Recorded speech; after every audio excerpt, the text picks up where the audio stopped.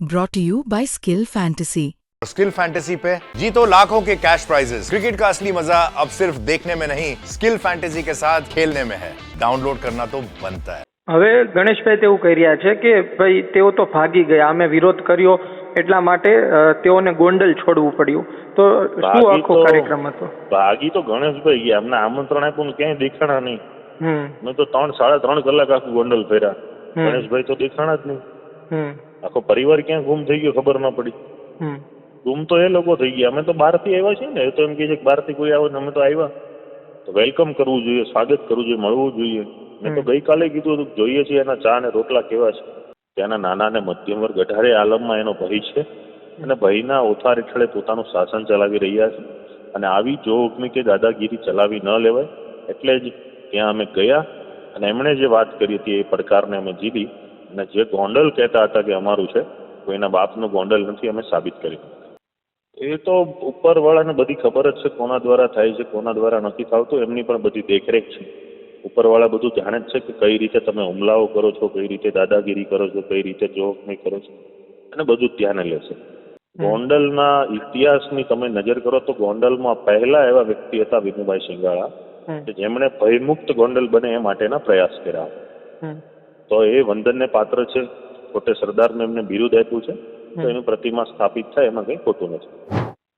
ગોંડલ અને ત્યાંના બાહુબલી નેતાઓ, ગોંડલથી પડકાર અને સુરતથી તેનો જવાબ. સમય ગયો, તારીખ આવી 27 અને ગોંડલમાં અલ્પેશ કથિરિયા, જિગીશાબેન પટેલ, ધાર્મિક માલવિયાના સહિતના પાટીદાર આગેવાનો પહોંચ્યા, પરંતુ ત્યાં તેમના પર હુમલો કરવામાં આવ્યો, તેમની ગાડીના કાચ તોડવામાં આવ્યા. આપણી સાથે અલ્પેશભાઈ જોડાયેલા છે. અલ્પેશભાઈ, આપનું સ્વાગત છે ગુજરાત તકમાં. જી અલ્પેશભાઈ, સૌ પ્રથમ તો એ જણાવો કે તમે પહોંચ્યા ત્યારે માહોલ કેવો હતો? શું ખરા અર્થમાં કોઈ ટોળું આવ્યું, તેમણે હુમલો કર્યો? કઈ પ્રકારની પરિસ્થિતિનું સર્જન થયું હતું? એમાં ગઈકાલે જ પ્રી પ્લાનિંગની સાથે અમે ભાડવાતી માણસો બોલાવેલા હતા અને એમના ત્યાંથી જ બધાને ઝંડાઓનું વિતરણ, આજે બોર્ડ, બેનર, પોસ્ટર બધું વિતરણ એક જ ફ્રેમને એક જ સરખું છે અને બધે એક જ જગ્યાએ ત્યાં વિતરણ કરી અને વિરોધનું પૂર્વ આયોજન હતું. સ્વાભાવિક છે, લોકશાહીમાં વિરોધ કરે એનો કોઈ વાંધો નથી, પણ લોકોને અટકાવવા, મારવા, ગાડીઓની તોડફોડ કરવી, જે હિંસક પ્રવૃત્તિ કરી એ એમની છીછરાવૃત્તિ ને એમની કહી ને કે હલકી માનસિકતાનું પ્રદર્શન આજે કર્યું એવું અમને લાગ્યું.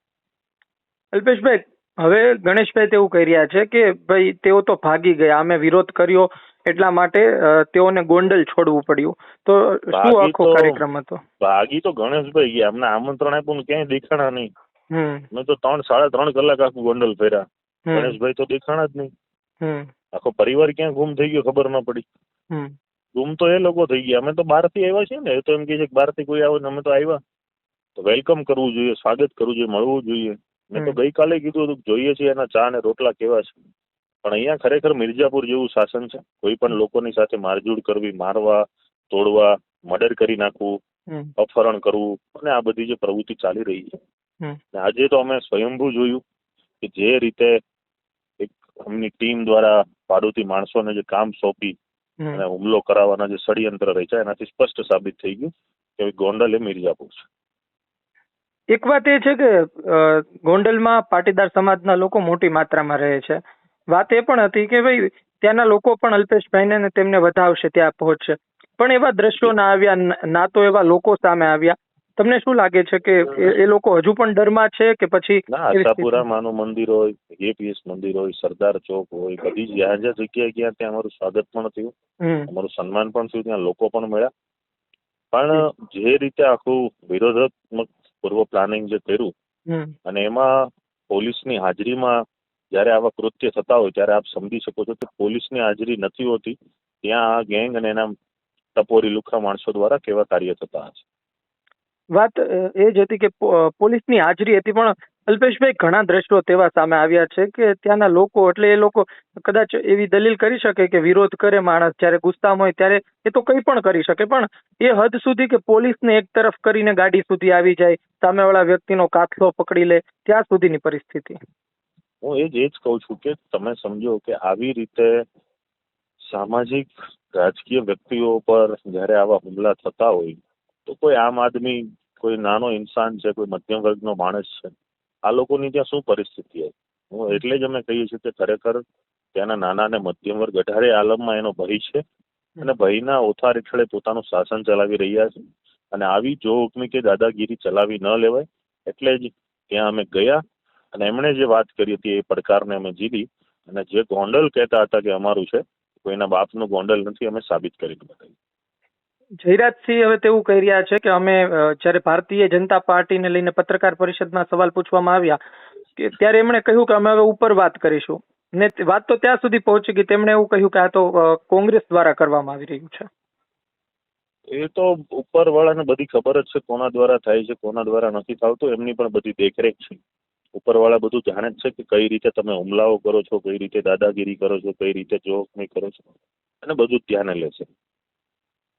આપ ખોડલધામ પણ ગયા હતા ને માહિતી મળી કે ખોડલધામમાં આપના જૂના મિત્રો પણ ઘણા આવ્યા હતા, વાતચીત થઈ. તો શું કોઈ બેઠક થઈ છે અથવા આવનારા દિવસોને લઈને કોઈ કાર્યક્રમને લઈને રણનીતિ? કોઈ બેઠક નથી થઈ. અમે ગોંડલનો પ્રવાસ પતાવ્યા બાદ ખોડલ માતાજીના દર્શન કર્યા અને ત્યાં ભોજન પ્રસાદ કરીને પછી અમે આગળ નીકળીએ છીએ. નરેશભાઈ સાથે વાતચીત થઈ હતી આ બાબતને લઈને? નહીં, નરેશભાઈ સાથે કોઈ પણ વાતચીત નથી થઈ. નરેશભાઈ ત્યાં હાજર પણ નહીં હતા. તો મારે એ જ પૂછવું છે કે હવે આવનાર દિવસોમાં શું રહેશે? એમણે પડકાર ફેંક્યો, તમે ઝીલ્યો, તમે ગયા, એ વાત ત્યાં પૂરી થાય છે કે પછી? કારણ કે અમે મેહુલભાઈને પણ સવાલ પૂછ્યો હતો કે મેહુલભાઈ તમે કેમ નથી પહોંચ્યા? તેમણે કારણ આપ્યું પરંતુ તેઓ કહી રહ્યા છે કે હવે તેઓ જઈ રહ્યા છે. આવનારા દિવસોમાં બીજા લોકો પણ મુલાકાત લેશે. ત્યાં આ ઘટનાને લઈને શું પ્રતિક્રિયાઓ મળે છે, એક્શન રિએક્શન શું આવે છે, વડીલોની શું રાય છે, દરેક 18 વર્ણના સમાજના વડીલોનું શું કહેવું છે, એ પ્રમાણે અમે આગળ વધીશું. મારો છેલ્લો સવાલ એ છે અલ્પેશભાઈ કે જે મૂળ મુદ્દો શરૂ થયો હતો વિનુભાઈ શિંગાળાની મૂર્તિને લઈને અને તે સ્થાપવાને લઈને, એક વર્ગ છે તે હજુ માને છે કે ભાઈ વિનુભાઈ શિંગાળા છે તો એ તો પોતે પણ એક કેસમાં જોડાયેલા હતા, વિક્રમ રાણા હત્યા કેસમાં. તો વિક્રમ રાણા હત્યા કેસમાં જોડાયેલો વ્યક્તિ અથવા તો કોઈ ગુનાહિત પ્રવૃત્તિ ધરાવતો વ્યક્તિ કઈ રીતે વાહન હોઈ શકે અથવા તો તેમણે શું કામો કરેલા છે, તમે થોડું જણાવી શકો? જો એ કેસોમાં એ નિર્દોષ છૂટા છે, એમાં એની ખોટી સંડોવણી હતી અને કેસો તો ઘણા બધા લોકો ઉપરો છે. એનો મતલબ એવો નથી કે એની પ્રતિમા સ્થાપવી. ગોંડલના ઇતિહાસની તમે નજર કરો તો ગોંડલમાં પહેલા એવા વ્યક્તિ હતા વિનુભાઈ શિંગાળા કે જેમણે ભયમુક્ત ગોંડલ બને એ માટેના પ્રયાસ કર્યા હતા. તો એ વંદનને પાત્ર છે. છોટે સરદારને એમને બિરુદ આપ્યું છે, તો એની પ્રતિમા સ્થાપિત થાય એમાં કઈ ખોટું નથી. જી, ધન્યવાદ આપ અમારી સાથે જોડાયા બદલ.